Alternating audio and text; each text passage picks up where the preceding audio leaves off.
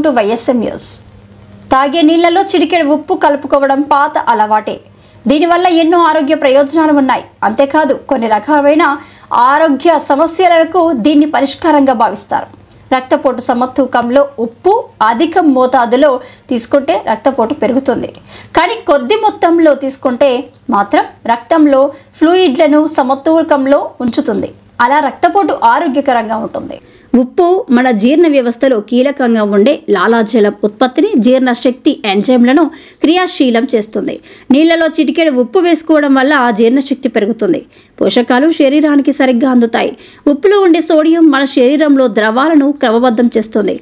నీళ్లకు చిటికెడు ఉప్పు కలిపితే శరీరం నీళ్లను తేలిగ్గా ఆరాయించుకుంటుంది.